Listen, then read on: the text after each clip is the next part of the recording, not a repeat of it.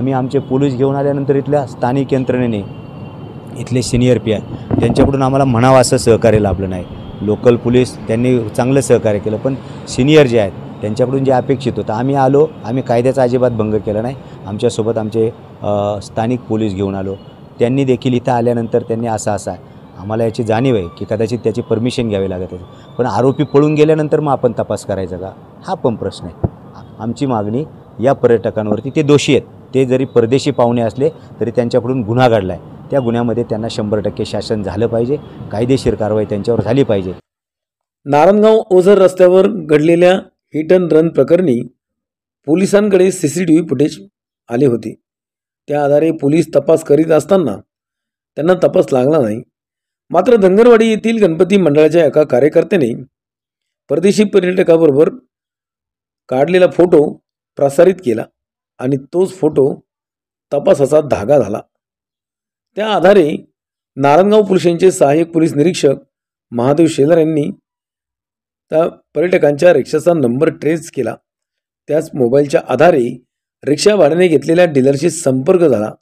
तेव्हा त्याने एकूण 74 रिक्षा पर्यटकांनी भाड्याने घेतल्या असल्याचे सांगितले. संगमेरच्या पुढे सिन्नर येथे परदेशी रिक्षा मिळून आली. मात्र त्यात अपघातग्रस्त रिक्षा नसल्याने तपास तासाच पुढे सुरू ठेवला. नाशिकच्या पाथर्डी फाटा येथे एका हॉटेलवर परदेशी रिक्षा उभ्या असल्याचे आढळून आलं. त्यात मात्र अपघातग्रस्त रिक्षा असल्याचं स्पष्ट झालं. अपघात झाल्याचा गुन्हा संबंधितांनी कबूल केला आहे. मात्र नाशिक पोलीस अधिकाऱ्यांनी म्हणावं तसं सहकार्य केले नसल्याची माहिती माऊली खंडागळे यांनी दिली. परदेशी नागरिकांना वेगळा नियम आणि स्थानिकांना वेगळा नियम आहे का, असा प्रश्न प्रशासनाला त्यांनी विचारला आहे. पाहूयात माऊली खंडागळे काय म्हणतात ते. काय प्रकरण झालं नेमकं, काय तुम्ही आज सकाळी साधारणतः 10च्या दरम्यान आमच्या मित्र आहेत, माझ्या गावचे सरपंच आहेत संतोष मोरे, यांच्या सासऱ्यांचा अपघात झाल्याचं आम्हाला कळालं. आम्ही नारायणगावला आलो आणि नारायणगावला आल्यानंतर समजलं की ओझरच्या रोडला, म्हणजे विघ्नर गणपती ओझरच्या रोडला बाळासाहेब डेरे हे आमचे पाहुणे आहेत, त्यांचा अपघात झाला आणि त्याच्यामध्ये त्यांचं निधन झाले अशी बातमी कळाली. आम्ही नारायणगावला आलो, हॉस्पिटलला आलो, तर तिथे त्यांना घोषित केलेलं होतं. नंतर सरकारी दवाखान्यात नेण्यात आलं. आमचे स्थानिक PSI नारायणगाव पोलीस स्टेशनचे शेलार साहेब ते आले, तिथं तपास केला. काही CCTV फुटेज त्यांनी मागवली आणि तपासाकामी त्यांनी आमच्या वेगवेगळ्या, आमचा आळेफाटा पोलीस स्टेशन आहे, ओतूर पोलीस स्टेशन आहे, इकडे सगळ्यांना माहिती कळवली की अशा 2 रिक्षा आहेत हिरव्या कलरच्या, परदेशी पर्यटक आहेत आणि त्यांनी इकडे अपघात त्यांच्याकडून झालेला आहे. पण आम्हाला त्या काही रिक्षा पोलिसांनाही मिळून आलेल्या नाहीत. मग हळूहळू आम्ही आमच्या नारायणगावच्या आळेफाट्याच्या पुढे संगमनेरची अर्थात अहिल्यानगरची हद्द लागते, त्या पोलीस स्टेशनला देखील पोलिसांनी कळवलं, पण त्या रिक्षा मिळून आलेल्या नाही. व सुदैवाने आमची काही सहकारी नाशिकला आलेले होते आणि ते पुन्हा आमच्या नारायणगावकडे येत असताना त्यांचा आमचा फोन झाला. त्यांना सांगितलं की अशा घटना घडलेली आहे आणि 2 रिक्षा आहेत, परदेशी पर्यटक आहेत.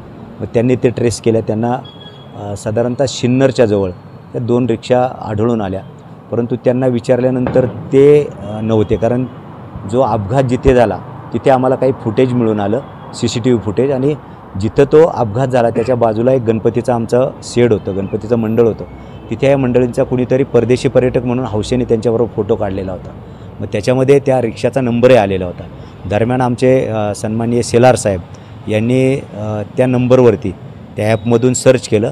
केरळ पासिंगची ती रिक्षा आहे, त्याच्यामध्ये त्या कंपनीचा मालक किंवा कोणतरी मॅनेजर त्यांच्याबरोबर संपर्क झाला.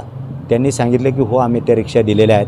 अशा अनेक रिक्षा, साधारण त्यांनी सांगितलं की 74 रिक्षा आम्ही भारतामध्ये परदेशी पर्यटकांना भाड्याने आणि विकत दिलेल्या आहेत. व त्याच्यावरून त्यांच्याकडून माहिती घेतली, गाडीचा नंबर त्या रिक्षाचा त्यांना ॲटोचा कळवला. त्याच्यावरून कोण पर्यटक आहेत तर त्या लेडीज पर्यटक होत्या, त्यांचा नंबर मिळून आला. त्याच्यावरती पोलिसांनीच त्याच्यावर यंत्रणा लावून तो नंबर आणि त्यांचं लोकेशन ट्रेस करून मग आमच्याबरोबर 2 पोलीस दिले.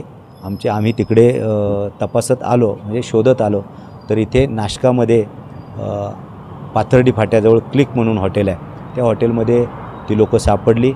2 ॲटोमध्ये 6 परदेशी पर्यटक आहेत, तरुण मुलं-मुली आहेत, ते 2 मुली आहेत, 4 मुलं आहेत. आणि त्यांना CCTV फुटेज दाखवलं, तर त्यांनी ते कबूलही केलेले की आम्ही ते रिक्षा चालवत होतो आणि तो घडला.